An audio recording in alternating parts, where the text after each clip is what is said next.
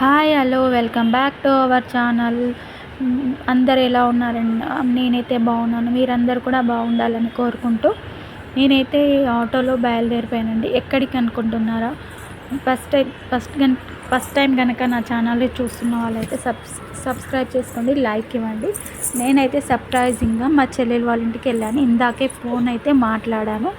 నార్మల్గా రోజు మాట్లాడతాం కదా, అలా నార్మల్ మాట్లాడాను. వస్తున్నానైతే చెప్పలేదు. ఫోన్ కూడా మధ్యలో కట్ అయిపోయింది. సాయంత్రం చేస్తుంది అనుకుంటుంది, కానీ నేను అప్పటికప్పుడు 2 డేస్ నుంచి అనుకొని వెళ్ళలేకపోయాను. అది కూడా చెప్పలే వస్తానని. తనకు రారా అంటుంది, కానీ నేను రాననే చెప్తున్నాను. కానీ సరేలే వెళ్దామనేసి బయలుదేరిపోయాను. ఇంటి నుంచి బస్ స్టాప్కి అయితే వచ్చేసాను. బస్సులో అయితే ఎక్కేసాం. మా పాప ఫస్ట్ టైం నేను మా పాప లగేజ్తో వెళ్ళడం. చాలా సరదాగా ఆడుకుంటూ వెళ్ళింది. ఎప్పుడైనా బండి పైన వెళ్తే పడుకుండిపోతుంది వాళ్ళు, కానీ ఇప్పుడు బస్ ప్రయాణం ఎంజాయ్ చేస్తూ వస్తుంది మా పాప అయితే.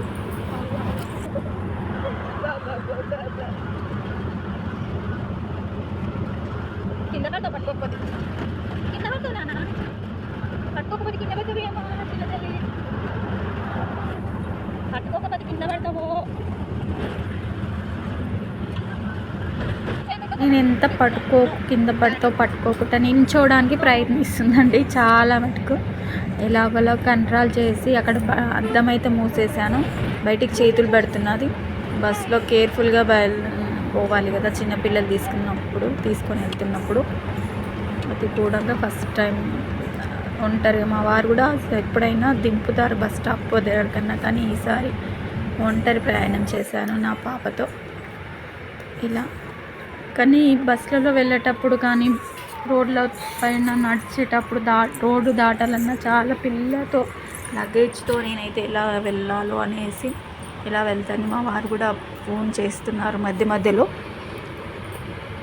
మా వారు కూడా నీ ఇష్టం, పోతా అంటున్నావు కదా, నీ ఇష్టం, నేనైతే వద్దానను, వెళ్తానంటే అని చెప్పి వెళ్ళిపోయారు.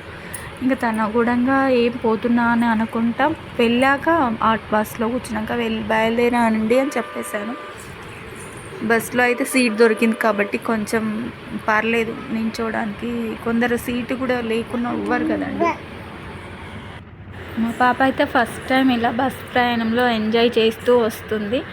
మొత్తానికైతే దగ్గరికి వచ్చేసాం. బస్ స్టాప్లో దిగి ఆటో ఎక్కేసి మా చెల్లి వాళ్ళ ఇంటి సైడ్ అయితే వచ్చేస్తున్నామండి. ఇది వాళ్ళ ఇంటికి వెళ్ళే దారి. కొంచెం రోడ్డు కొద్దిగా దూరం నుంచి నడవాలి. అక్కడ కూడా లగేజ్తో అసలు అక్కడన్నా ఆటో ఎక్కాను, దిగి ఏమనిపించలే. కానీ ఇటు నుంచి పైన ఫ్లోర్కి ఎక్కాలి నేను ఇప్పుడు వెళ్ళడానికి. 3 ఫ్లోర్స్ పైన చాలా కష్టంగా నడుస్తున్నా అసలుకి. బ్యాగ్ ఒక పక్క, సంకలో పాప ఒక పక్క, ఎంత కష్టంగా. మళ్ళీ అందులో ఫోన్ వీడియో తీసుకున్నాను, ఎందుకంటే చెప్పకుండా వెళ్తున్నా ఎలా ఫీల్ అవుతుంది మీకు చూపించాలనిపించింది నాకైతే. అందుకని మొత్తానికి వీడియో కవర్ చేస్తూ పాపతో బ్యాగ్తో ఆయన ఫోన్ వీడియో తీసుకున్నాను. ఎలా పెట్టాను కూడా చూసుకోలేదు అసలుకి. తోయలే ఆ టైంలో అసలుకి. ఎలా పెట్టానో ఎలా వీడియో అవుతుంది అనేది కూడా చూసుకోలేదు. తీయడం ఒక్కటే కాన్సెప్ట్ నాది అంతే. 3 ఫ్లోర్స్ అండి ఎక్కడం, అందుకే ఆయాస పడుకుంటూ ఎక్కుతూ చూపిస్తున్నాను.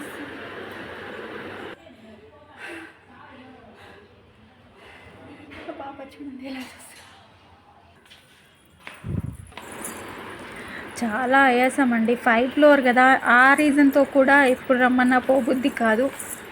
ఏమో నాకు కూడా ఇంట్లో ఉండి బోర్ వచ్చేసింది.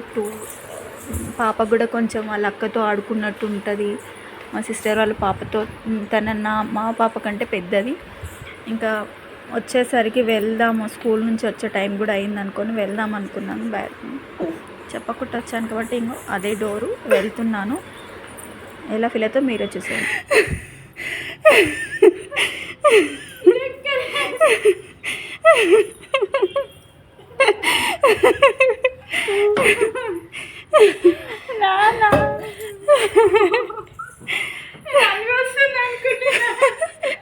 సర్ప్రైజ్ ఫీల్ అయింది. సర్ప్రైజ్ వచ్చింది. అందుకే ఫోన్ కట్ చేసి లేదు, సిగ్నల్ వస్తలేదు ఇంట్లో. పోద్నా వద్దా అనుకుంటా ఇక పోయేద్దాంలే 2 రోజులు అని మళ్ళీ అనిపించింది. అలా వచ్చేసిన.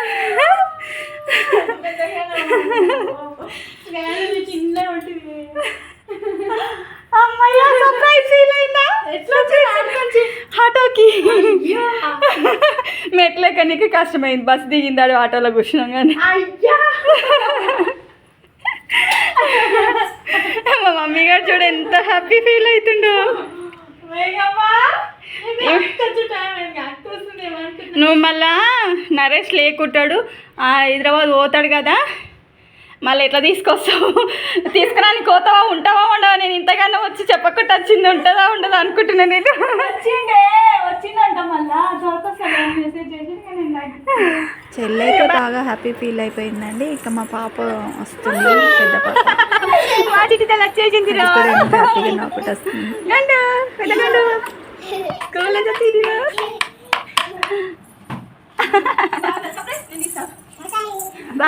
బాగుందా సర్ప్రైజ్? బాగుందా? సూపర్ అన్నయ్య.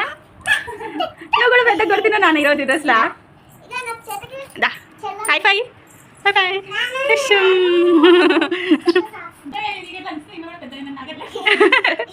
మాకే రోజులో చూస్తుంటే బాగా ఇంత తప్పని పెరిగింది అనిపిస్తుంది. సడన్గా చూడక్కడ చూస్తే కూడా అట్లనే అనిపిస్తుంది. అలా అక్కంత అయినా అక్క ఎత్తుకుంటుందా? అక్క ఎత్తుకోవే. అక్క చెల్లెల ప్రేమ ఎత్తుకోమా. చాట కాదు నాన్న, చెల్లెని ఎంత అయింది. ఎత్తుకున్నావా? ట్రై చేసినావు బెటర్.